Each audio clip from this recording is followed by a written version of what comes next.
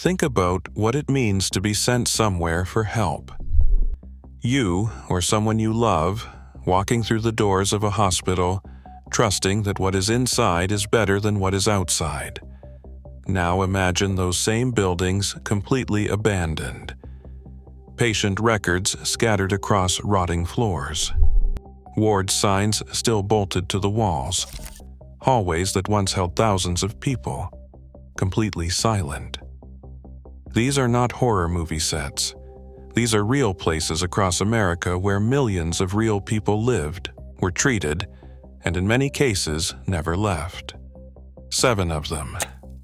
Here's what happened to every single one. Construction began in 1858 in Weston, West Virginia. What they built is still the largest hand-cut stone masonry structure in North America, designed to hold 250 patients in spacious, sunlit rooms with fresh air and open grounds. The most humane psychiatric vision that era could offer. By 1950, it held 2,600 people. Patients slept on mattresses in hallways. Rooms designed for 1 held 4. A 1938 inspection found people with no psychiatric diagnosis warehoused alongside the severely ill with no adequate care. In 1952, Dr. Walter Freeman arrived in West Virginia and performed 228 transorbital lobotomies across 4 state hospitals in just 12 days, a procedure he called Operation Ice Pick. A thin rod was driven through the patient's eye socket and into the frontal lobe of the brain. 4 patients died immediately. By 1955, nearly 900 West Virginians had received the procedure. The hospital finally closed in 1994 by court order, forced by a class action lawsuit from patients' families. It had operated continuously for 130 years. The cemetery, on the grounds, holds the graves of over 2,000 former patients, most marked only with a number, not a name. Willowbrook opened on Staten Island in 1947 as the largest state institution for children with developmental disabilities in the United States.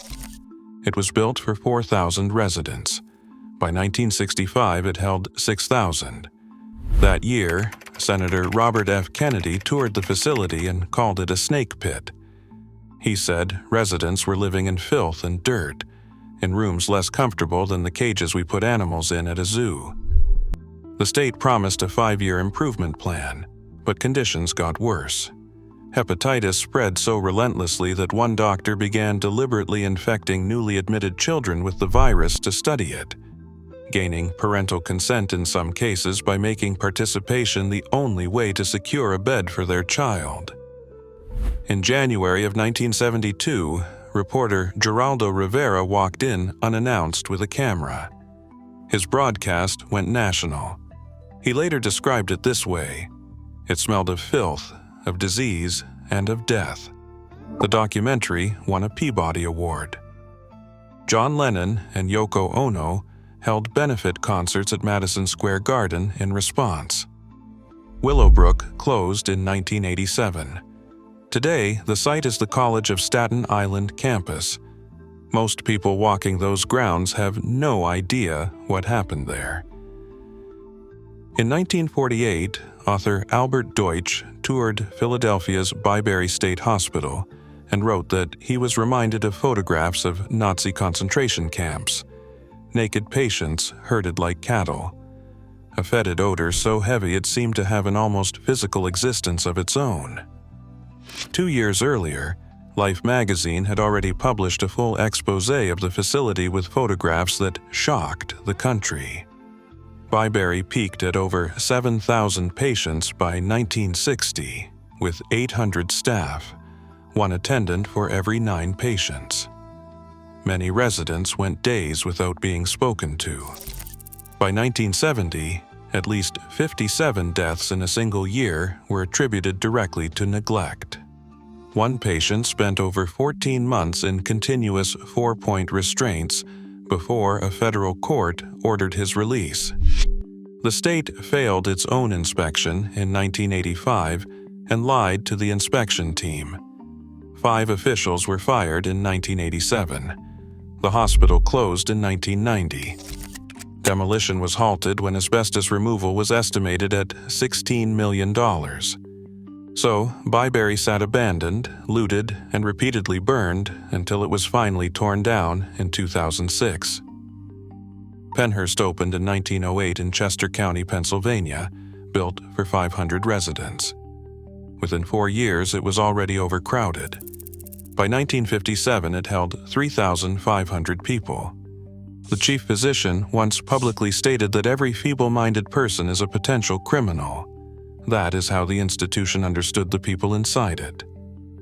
In 1968, a local television reporter aired a 5-part series called Suffer the Little Children. It showed caged children, rampant physical abuse, and the shame of Pennsylvania. The exposé led to the first federal disability civil rights class action lawsuit in American history. A federal court ruled that conditions at Pennhurst violated both the 8th and 14th Amendments. It took 13 more years of legal battles to enforce the ruling. Pennhurst officially closed on December 9, 1987. The campus of 32 buildings, spread across 633 acres, then sat abandoned for years. In 2010, it was controversially reopened as a commercial Halloween haunted house.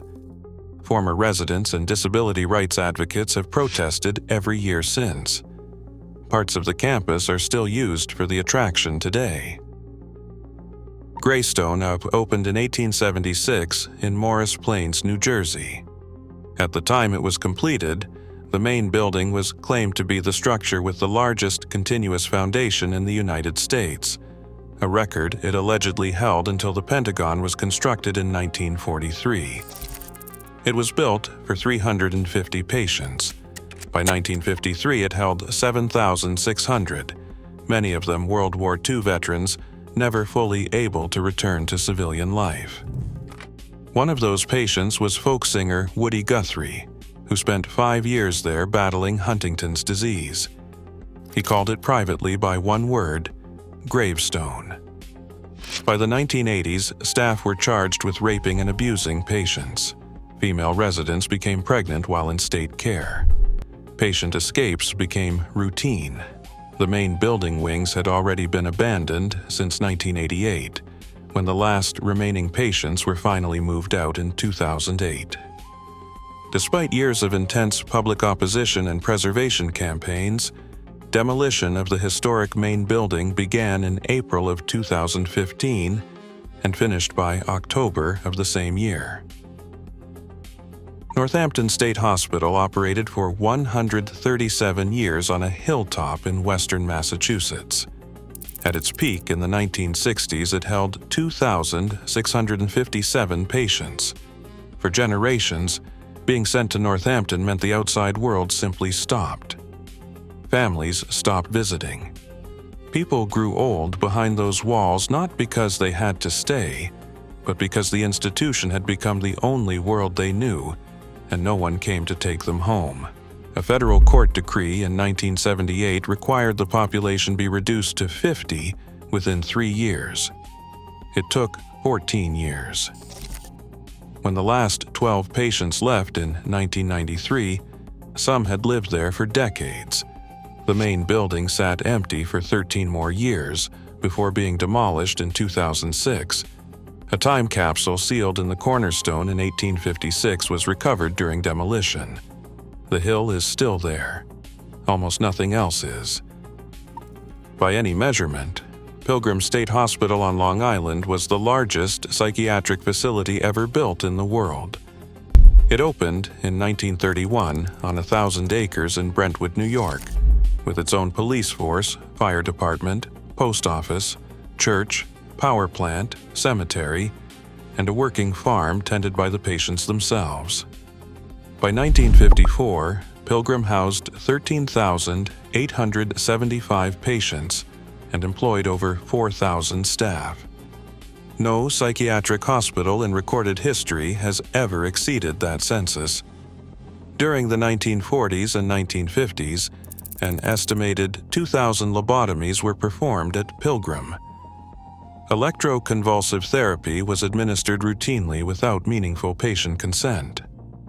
Antipsychotic medication introduced in the late 1950s began the long decline. Wards closed one by one. 50 buildings were demolished in 2003 alone. The campus still partially operates today, but dozens of original buildings stand in ruin, surrounded by the Long Island suburbs that grew up around them while nobody was paying attention. 7 institutions. Millions of people who walked through those doors, trusting that what was inside was better than what they had left behind. Every single one of these places was built with good intentions. Every single one became something else entirely. Overcrowding, underfunding, neglect, the same forces running the same playbook, repeated across decades in every corner of the country. Some of these buildings are gone. Some still stand. Some are tourist attractions now. All of them hold a history that most people have never been told. If you want more breakdowns like this, subscribe now. There's a lot more to cover.